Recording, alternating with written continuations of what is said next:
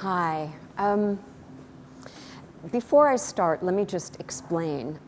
This story is a work in progress.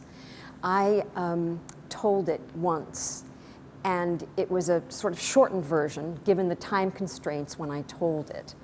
And the experience left me feeling that the story needed to really be finished because the part that I left out was much more important than the part that I'd actually told. So I've been working on extending the story and with the idea that maybe I'll create a TED Talk. I'm not sure. But I tell you this because I'm going to need to read what I've got to you. And at the end, I'm still not entirely sure how to end it, so I'll ad-lib and give you a sense of where I want to go. So with that in mind, I'll start. It's September of 1997.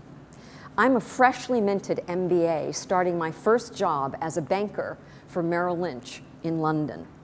This is a radical career change because I used to teach American literature at a university in Paris. For the first time ever, I'm wearing a suit and carrying a briefcase.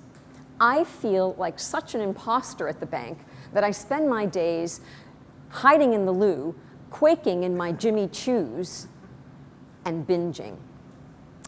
So this is how my days go. To get to the bank by 6:30 in the morning, I have to catch a 5:40 train at the Gloucester Road tube station. On my way, I stop at 3 convenience stores to buy cookies. Shortbread at Cullen's, ginger snaps at Europa, and oatmeal raisin at Hart's. I stop at Cullen's. It's always my first stop on the way, and you'd think I'd buy all my cookies there. But of course not. The owner is there in the morning, and what if he figures out about my food thing? They're for my team, Mr. Patel, I tell him, for their coffee break. I kind of slink out, feeling really ashamed, and I run over to Europa and then to Hart's, where I do the same thing. On the train, I sit as far away from anyone as possible. When I'm sure no one's looking, I open my briefcase and I hide my head behind it, stealthily, because I don't want to attract attention. I slowly open the pack of usually the shortbread. Okay? My hand is shaking by the time I take my first bite. It's hard to describe the ecstasy of that first hit, the first mouthful, the creamy, sugary, vanilla-y, buttery taste. The chewing motion instantly soothes me, and within minutes, the sugar hits my bloodstream, and I start to mellow. About halfway through the box, I can't even taste the cookies anymore. I start to feel bloated and uncomfortably full. But I can't stop. I just can't until the box is empty and I'm feeling numb. In my office, I ask my assistant, Queena, to order me my usual, a small bowl of porridge with a large orange juice, because as far as anyone knows at the office, I'm a normal eater. At about 10 a.m., my cravings hit. I hide the ginger snaps under newspaper and I run to the loo, where I hide in the last stall and stuff cookie after cookie into my mouth, flushing anytime anyone comes in just to make sure they don't hear me chewing. When I'm finished, I brush the crumbs from my suit, from my face, from my hair.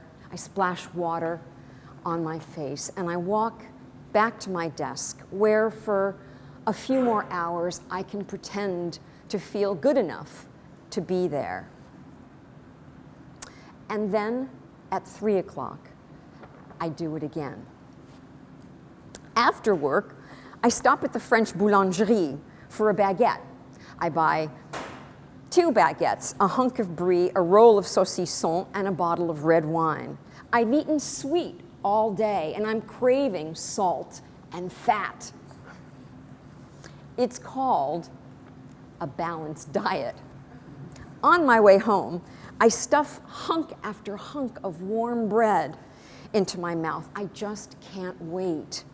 I need to be soothed.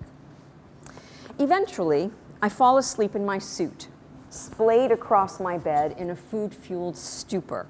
I wake up the next morning, the alarm is shrieking. I've got wine stains on my blouse and breadcrumbs stuck to my cheek.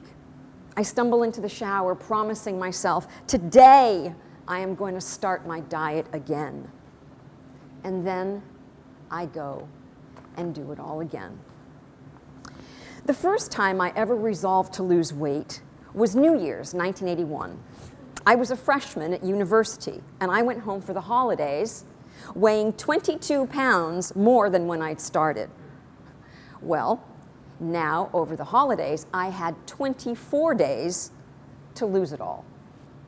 For 3.5 weeks, I existed on boiled eggs, plain omelets, cans of tuna fish, chicken breasts, turkey slices.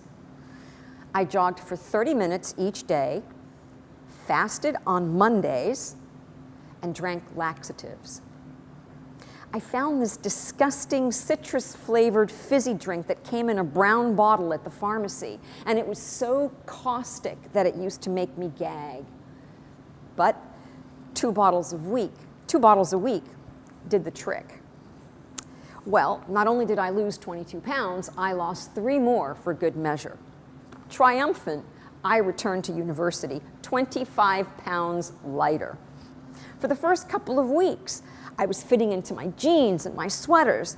I was smiling benevolently at all my classmates on campus, particularly at those who hadn't managed to lose their weight. Gone were those horrible gray sweats that I'd borrowed from my roommate. And then, one day, out of nowhere, this intense craving hit me over the head. It was this desperate urge to stuff myself with whatever was in front of me. I ran to Wawa's and bought cookies, donuts, bagels, and by the time I got back to my room, I was shaking with my need for a hit. I tore the packages open and didn't stop eating until I lay prostrate on the floor like a beached whale, struggling to breathe. And still, for all of that, I could not silence this insidious, heinous voice inside me that insisted I wasn't good enough, that nothing I ever did was going to make me lovable. Well, no amount of food could shut this voice up. I proceeded to binge my way through the rest of my freshman year. I gained every single pound back, plus another 6. I was so ashamed that I began skipping classes and hoarding food from the dining hall so that I could eat alone in my room. My roommate gave me those gray sweatpants. She said, "You need them more than I do." This set the pattern for the next 20 years of my life. The binging and starving only got worse over time. I'd disappear for weeks just so that I could starve myself back to thinness in private. And I learned to hide this secret really well. But now, it's 1997, and I'm working 13-hour days at an investment bank in London. There is no place to hide, and I'm steadily gaining weight. My skirts keep getting too small, and so I have to leave the back unzipped and wear my jacket all day. But then when the jackets start to get too small and the buttons won't close, I have to just buy suits in the next size up. Within a year, I have suits in 4 sizes. The day I ask Queena to get me the number of some diet place like Weight Watchers, I cannot meet her gaze. She brings me an address and says, "It's all I could find. There's a meeting tonight." Turns out it's a few blocks from my flat in Chelsea. When I show up, I discover that it's Overeaters Anonymous. Overeaters Anonymous is happening in this dingy room that smells like unwashed people. It's filled with losers. Everyone is either way fat and bulging out of their clothes, or they're way skinny and their clothes hang on them like sacks. I sit down next to a woman wearing gray sweatpants. I mean, who wears gray sweatpants in public? I'm wearing a Ralph Lauren suit and carrying a Gucci briefcase.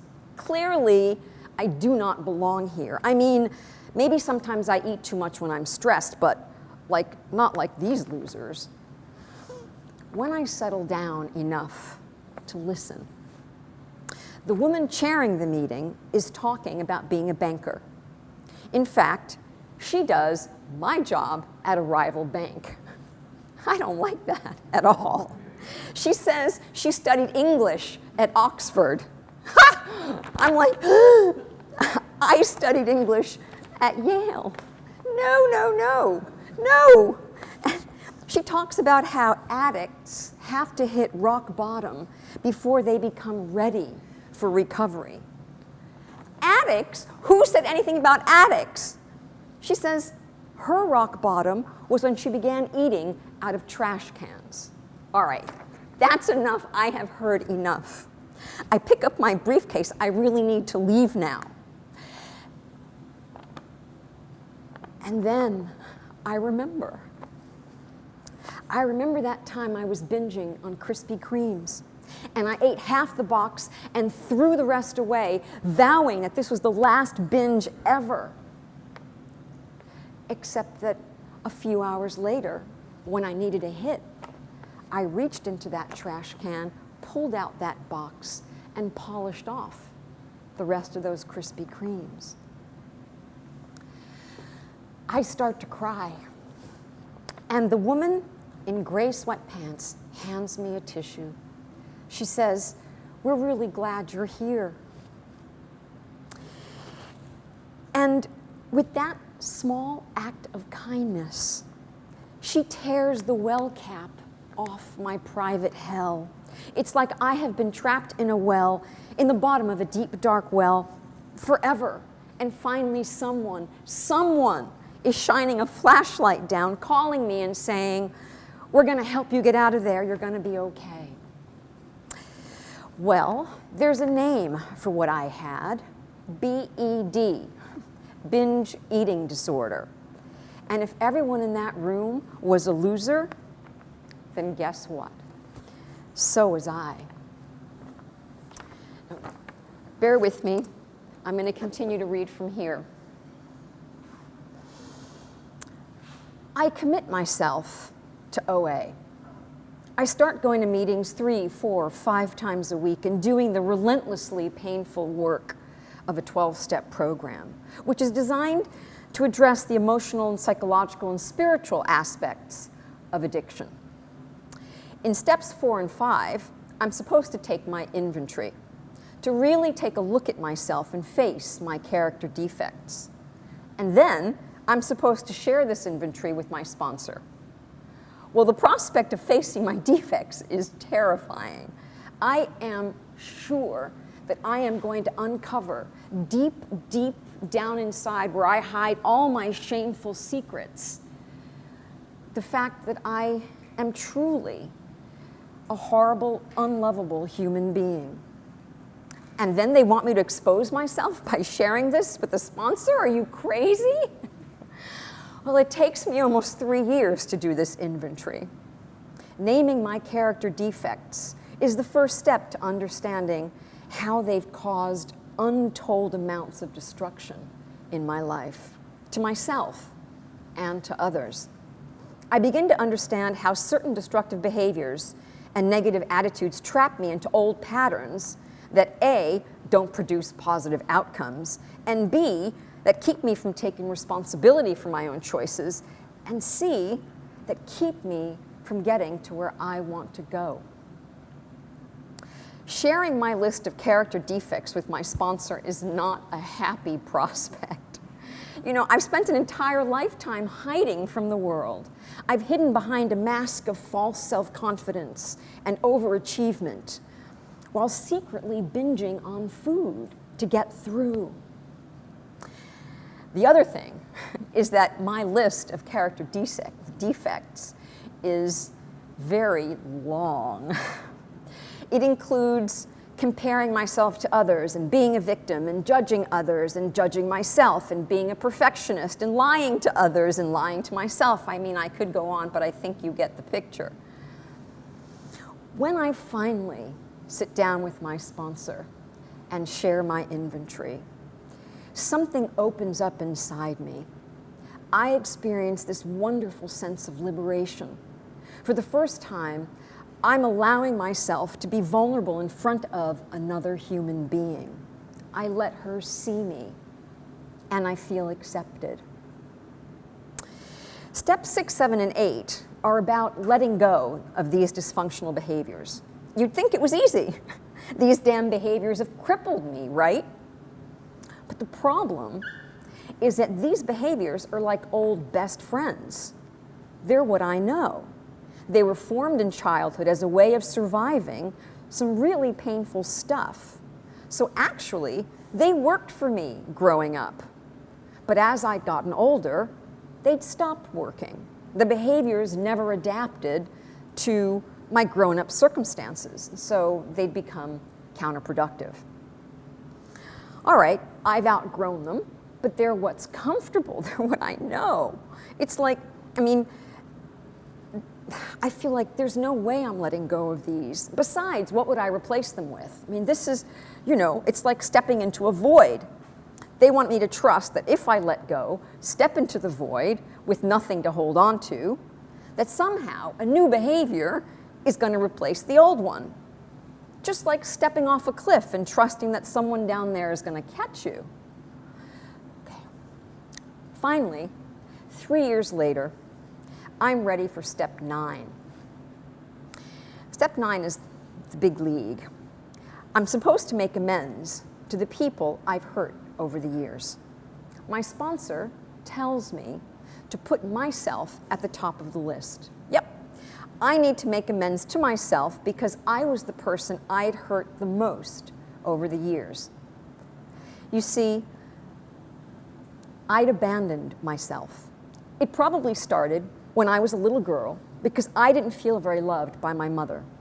And with a child's logic, I think it's my fault she doesn't love me.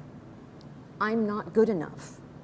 And so I shove my little self into a dark closet so that my other self can go out into the world and spend a lifetime desperately trying to be loved.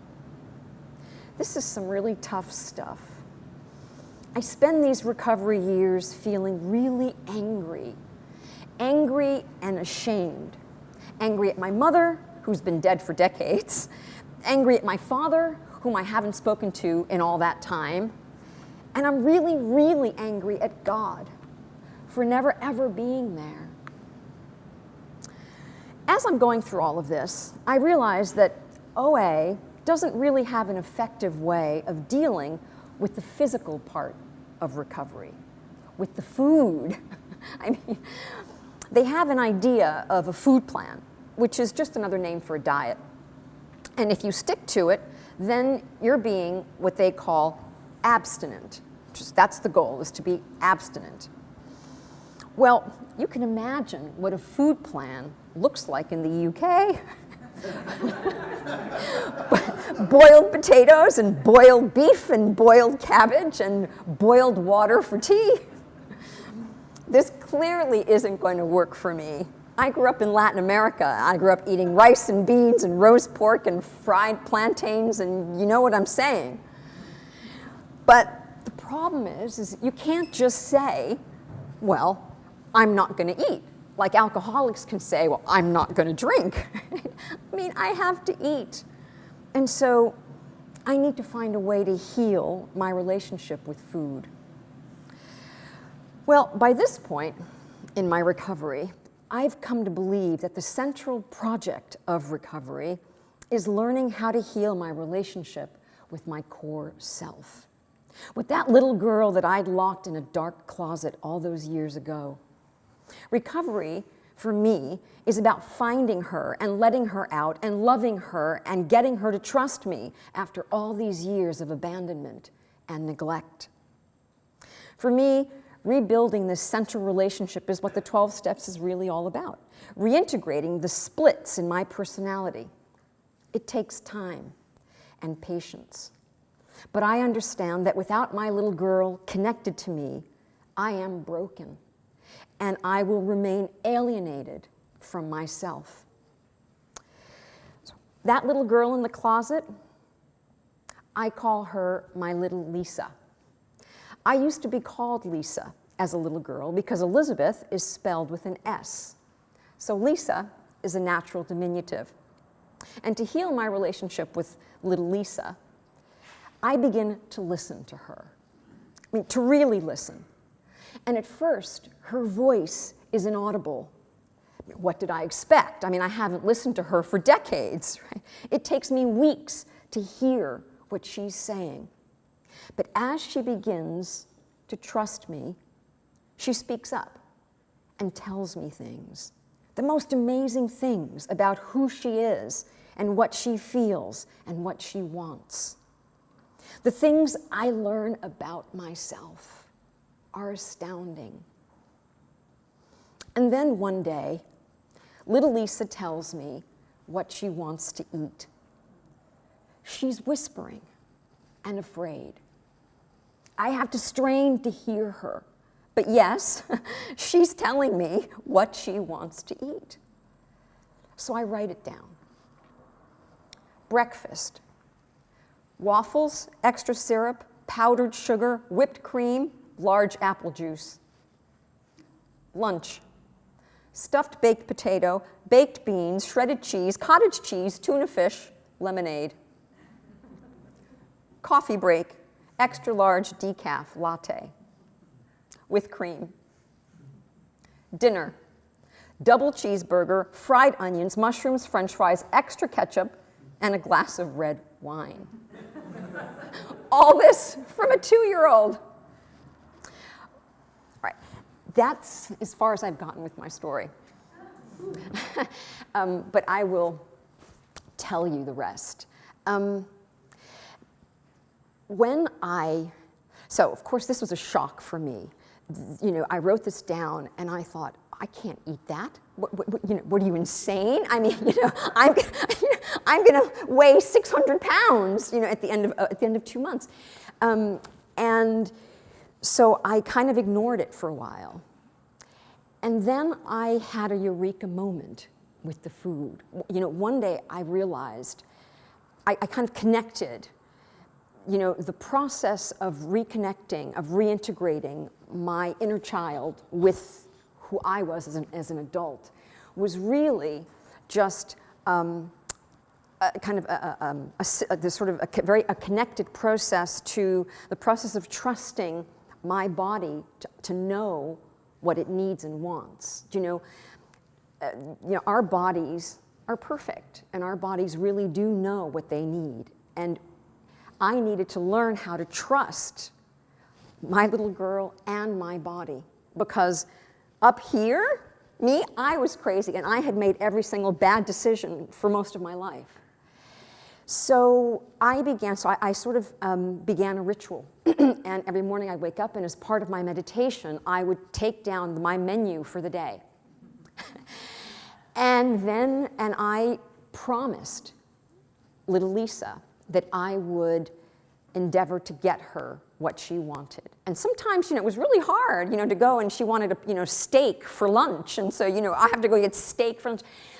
But my commitment to her was that I was going to get her what she wanted.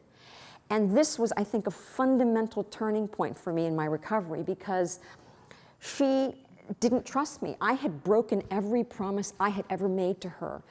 One of the things I had learned about controlling my weight and controlling my body was that I certainly was never going to eat what I really wanted. I had learned that being punitive and being restrictive was what was needed. And trusting my little girl who wanted pizza really took a paradigm shift, and I had to take this leap of faith and trust that I was going to be okay. And so, to make a long story short, I started doing that, and for about the first 2 months, I gained weight. And I was terrified, and every morning I'd wake up and I didn't want to do this, and I gained weight. And then the miraculous happened. After she and I learned how to trust each other a little bit, she stopped wanting pizza. She stopped wanting double cheeseburgers. Okay, she never really wanted salad. I mean, that's rabbit food, right? But she wanted things that were healthy and balanced. And I began losing weight. And it took about 2 years, I think, for me to sort of reach an equilibrium weight at which I have been for the past 20 years. And so I don't really know how to end the story, but I want to leave you with this. I have come to a place where I have understood that the wisdom that I was born with is always going to keep me safe. Thank you.